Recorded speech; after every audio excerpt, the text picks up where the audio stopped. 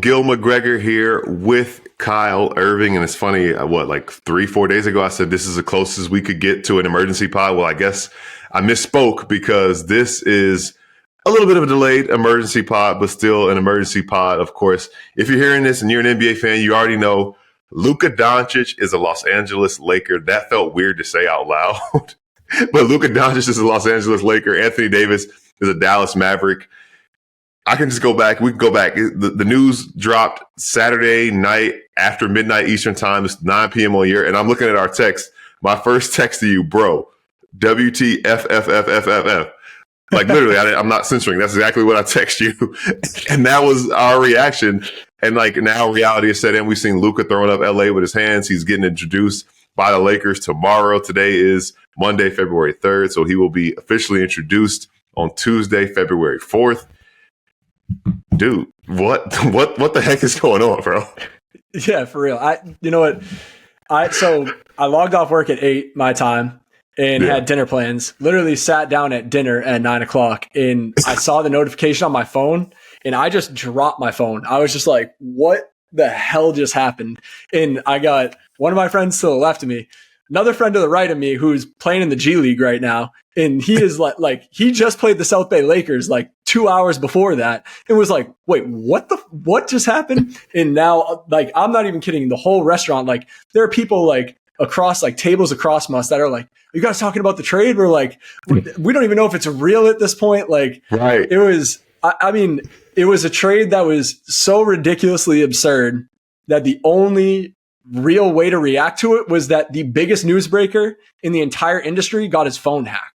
Like that is the way that the entire world kind of consumed this news. It was like, holy shit, this is so crazy. Shams must have gotten hacked. It's the only explanation. There's no way this actually happened. And then surely enough, after again, the biggest newsbreaker in the industry said like 5 times over, I was like, it's real. It's real. It's real. This is real. Finally, everybody started to be like, okay, it actually is real.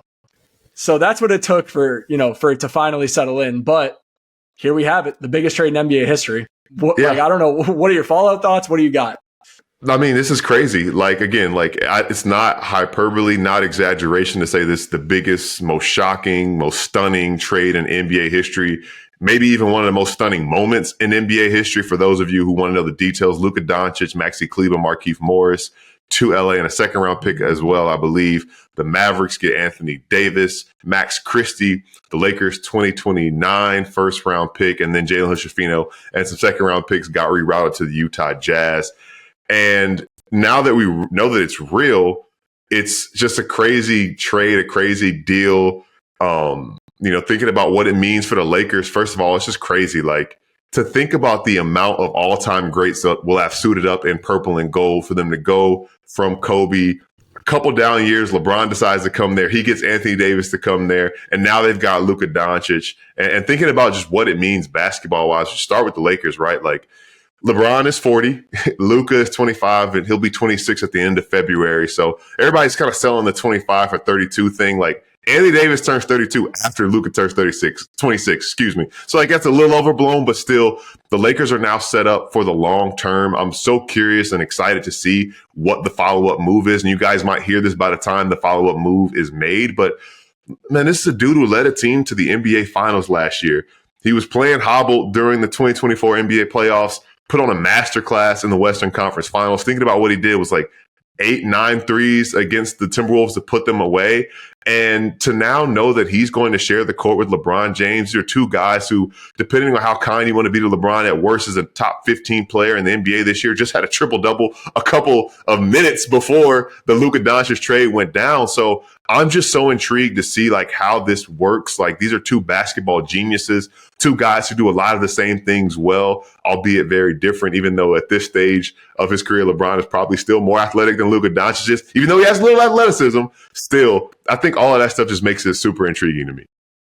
Yeah, I mean, from the Lakers standpoint, like, everyone is really coming down on the Mavs and like specifically Nico Harrison, the GM. But like, from the Lakers standpoint, this is no, he did not help himself, and I'm sure we'll get to that. But like, from the Lakers standpoint, this is obviously a no-brainer in some sense. Like, I am still, again, maybe this is a hot take, but like, I am still firmly in the camp that like this helps the Mavs more in the immediate I don't know what LeBron and Luka playing next to each other is going to look like. Two extremely ball dominant players who, like you said, basketball geniuses. They're going to find a way to play off each other and they're going to make it work.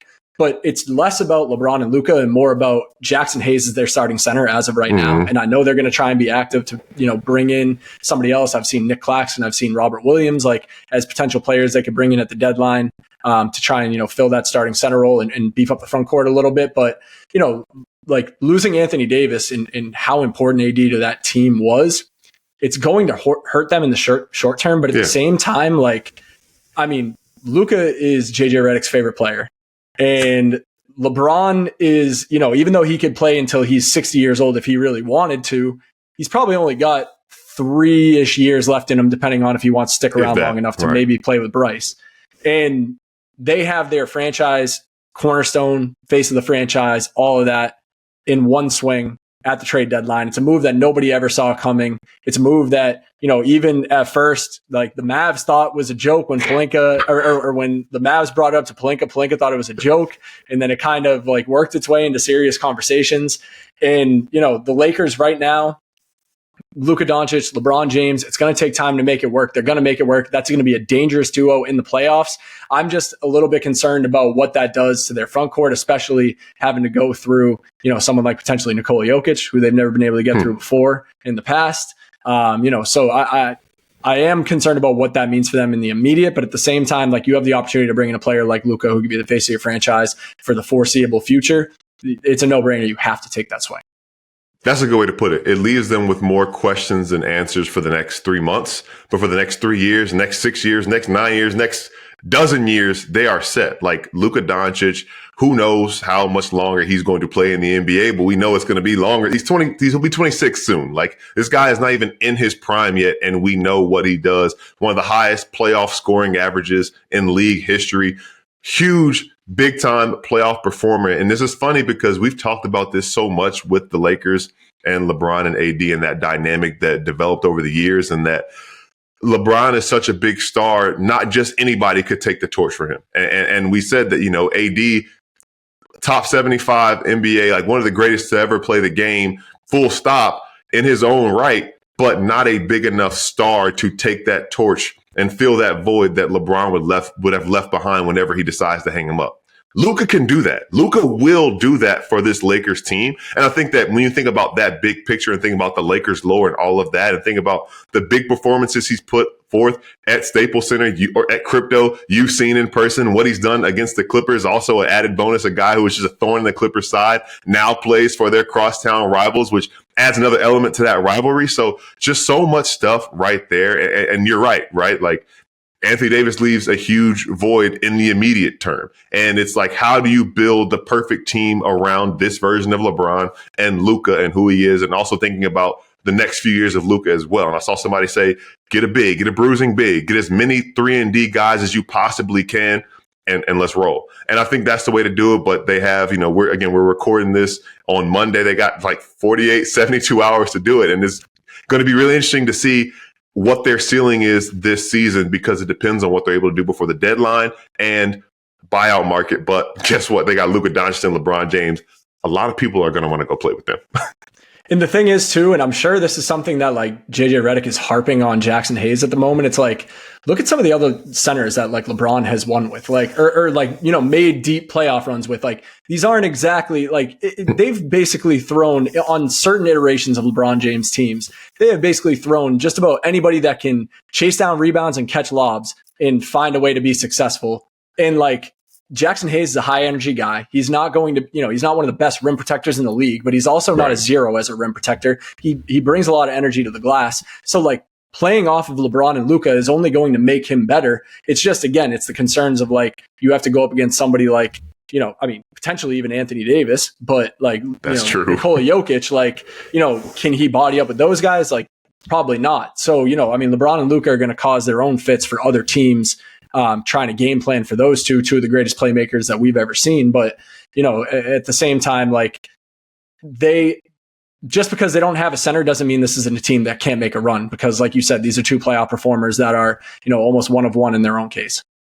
Yeah. Last point on that LeBron Luka thing. We could talk about the Mavericks for a second, then get to the other big trade that happened over the weekend. But I was talking to my dad about it, and he was talking about, what it means and how they're going to fit. And I was like, Luka and LeBron are so lethal, especially in pick and roll situations.